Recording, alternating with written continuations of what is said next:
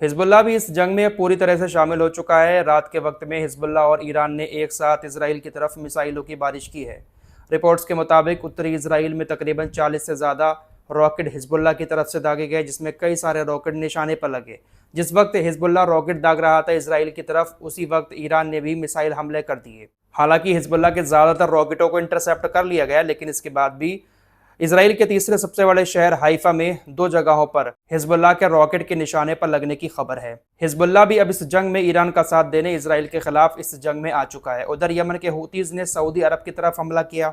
Reports के मुताबिक Yemen के हूतीज ने सऊदी अरब के शाइबा एरिया में जो ऑयल रिफाइनरी है सऊदी अरब की, वहां पर हमला किया था।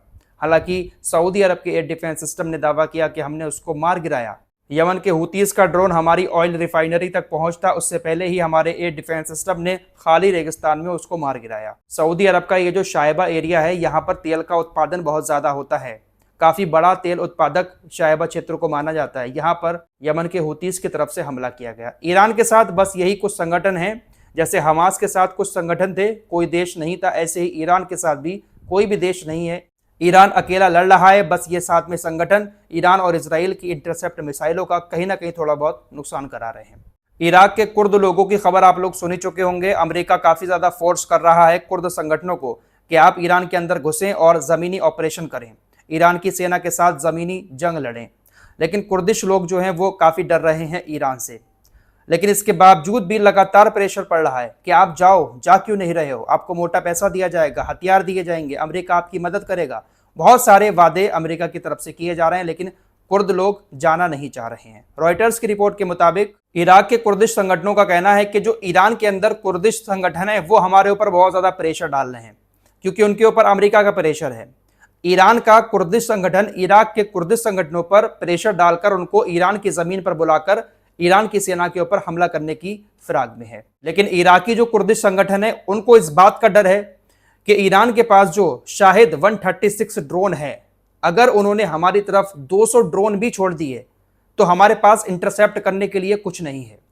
हम बंदूक से उनको कहां तक मारेंगे। ईरान के अगर 200 ड्रोन हमारी तरफ आ जाते हैं तो हमारे सारे ठिकाने इराक के अंदर तबाह हो जाएंगे। कुर्दिश संगठनों को यह डर सता रहा है।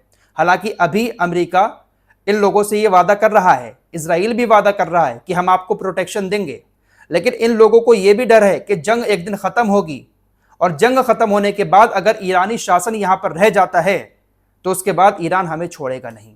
कुर्दिश संगठनों ने कहा कि अमेरिका सत्ता परिवर्तन का दावा कर रहा है ईरान के अंदर, लेकिन उनका टारगेट अभी स्पष्ट नहीं है कि वो सत्ता परिवर्तन कर ही देंगे। ईरान का लग नहीं रहा है कुर्दिश लोगों को, इसलिए वो ईरान के अंदर जाना ही नहीं चाहते हैं। अगर वो चले गए, वहां पर जाकर लड़ाई लड़ ली और जंग खत्म हो गई तो उसके बाद ईरान इनको छोड़ेगा नहीं। आईआरजीसी को जैसे ही यह खबर मिलेगी कि कुर्दिश लोग ईरान के अंदर घुस गए हैं, आईआरजीसी फौरन इनके ठिकानों को तबाह कर देगी। इनको सबसे ज्यादा डर इसी का है क्योंकि इनके पास एयर डिफेंस सिस्टम है ही नहीं। एक आतंकवादी समूह माना जाता है, तुर्की भी इसको आतंकवादी समूह कहता है, लेकिन पनाह देते हैं अमेरिका इसराइल जैसे लोग। एक खबर तुर्की को लेकर चल रही है। कहा जा रहा है कि तुर्की की एक कंपनी ने इसराइल को बहुत सारे बम दिए हैं। तकरीबन $660 मिलियन के 27,000 बम एक तुर्की की कंपनी ने इसराइल को दिए हैं। इसकी सच्चाई क्या है वो मैं आपको बताता हूं। हो सकता है कहीं पर आप यह खबर सुन ले कि तुर्की बम भेजकर मदद कर रहा है इसराइल की, या तुर्की की कंपनी बम भेज रही है। दरअसल मामला यह है कि तुर्की की कंपनी तो है, लेकिन यह कंपनी अमेरिका के अंदर है। इस कंपनी का नाम है रैपकॉन यूएस। ये अमेरिका के शहर टेक्सास में बनी हुई है। इसी कंपनी ने 27,000 बम इसराइल को दिए हैं। दरअसल ये कंपनी है तुर्की की, लेकिन अमेरिका की कंपनी के साथ पार्टनरशिप में चल रही है।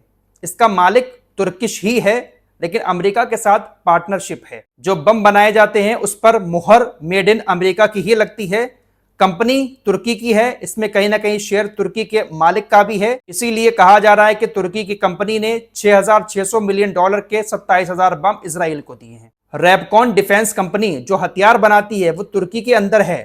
तुर्की की रैपकॉन कंपनी ने अमेरिका की एक कंपनी के साथ साझेदारी करके रैपकॉन यूएस नाम से वहां पर कंपनी चलाई है। तो इसी रैपकॉन यूएस कंपनी के हथियार जो हैं वो इसराइल के पास आए हैं। तो कह सकते हैं कि कहीं ना कहीं तुर्की का ही लिंक है, लेकिन इसमें एर्दोगान को शामिल करना डायरेक्ट ये कहीं ना कहीं सही नहीं होगा। हो सकता है कि रैपकॉन यूएस जो है वो अमेरिका की सरकार के कुछ नियम कानून के तले दबी हुई हो, लेकिन इन हथियार बेचने वालों को सिर्फ पैसा दिखता है, इनका धर्म ईमान कुछ नहीं होता है। कानून ना भी लगे हों, लेकिन इसके बाद भी इजराइल को तुर्की की कंपनी रैपकॉन यूएस बॉम्ब भेज रही है। दोस्तों 2 दिन पहले मैंने आपको एक खबर बताई थी कि ईरान से ऐसी खबर आ रही है कि ईरान ने बहुत सारी जगहों पर अपने यहां जमीन पर 3D पेंटिंग बनवाई है, फाइटर जेट की, मिसाइलों की, टैंकों की, जो भी युद्ध में चीजें इस्तेमाल की जाती हैं जिसको अमेरिका इजराइल टारगेट कर रहे हैं, उन तमाम चीजों की 3D पेंटिंग जमीन पर बनवाई है। अमेरिका के फाइटर जेट जब ऊपर आते हैं तो उनको नीचे टारगेट दिखता है कि अरे वो देखिए खड़ा हुआ है, वहीं पर वो पेंटिंग के ऊपर हमला करके जाते हैं। ऐसी खबरें आई थी। लेकिन अब एक और खबर चल रही है कि ईरान ने तकरीबन 9 लाख चाइना से ऐसे गुब्बारे बनाए हैं जो इन्हीं हथियारों की शेप में हैं। आपने वो हवा वाली नाव देखी होगी, पहले वो पिचकी हुई होती है, उसमें जब हवा भरी जाती है तो वो फूलकर बड़ी सी हो जाती है। घर पर हम स्विमिंग पूल लेकर आते हैं, टब जिसको कहते हैं, वो भी पिचकी हुई होती है, हवा भरते हैं तो फूल जाती है, अपना शेप ले लेती है। ऐसे ही दावा किया जा रहा है कि चाइना ने ईरान के जो लड़ाकू विमान है उसी तरह के कुछ लड़ाकू विमान के गुब्बारे बनाए हैं। ईरान के जो टैंकर हैं उसी डिजाइन के टैंकर बनाए और मिसाइलें भी बनाई हैं, मिसाइल लॉन्चर भी बनाए हैं। बड़े बड़े गुब्बारे बनाकर उनको ईरान को दिया है। ईरान ने तकरीबन 9 लाख लिए हैं। उसमें हवा भर के जब फुलाया जाता है तो वो एकदम ओरिजिनल लगने लगता है। ऐसी चीजें सोशल मीडिया पर चल रही हैं। हालांकि पूरी तरह से इनको कंफर्म नहीं किया जा रहा है, लेकिन ऐसा कहा जा रहा है कि ऐसे ही बहुत सारे टारगेट अमेरिका और इजराइल के लड़ाकू विमानों ने किए हैं, असली समझकर नकली चीज पर हमला करके गए हैं। इसमें कोई बड़ी बात भी नहीं है दोस्तों। चाइना क्या से क्या बना रहा है आप लोग देख ही रहे हैं। हो सकता है कि चाइना से ईरान ने पहले ही जंग के लिए इस तरह की तैयारी करके रखी हो। फिलहाल ईरान ने यूरोप को भी धमकी दे दी है कि अगर यूरोप इस जंग में शामिल होता है किसी भी देश के साथ तो फिर वो भी हमारा बैलेट टारगेट हो जाएगा। हम यूरोप के ऊपर भी हमले करेंगे। यूरोप के ऊपर हमले मतलब जो भी यूरोप के ठिकाने मिडिल ईस्ट में बने हुए हैं यूरोपीय देशों के, उन पर फिर ईरान हमले करेगा। फिलहाल दोस्तों जंग अभी जारी है। ये जंग कब खत्म होगी कुछ पता नहीं। लेटेस्ट अपडेट के लिए आप हमारे साथ जुड़े रहिए।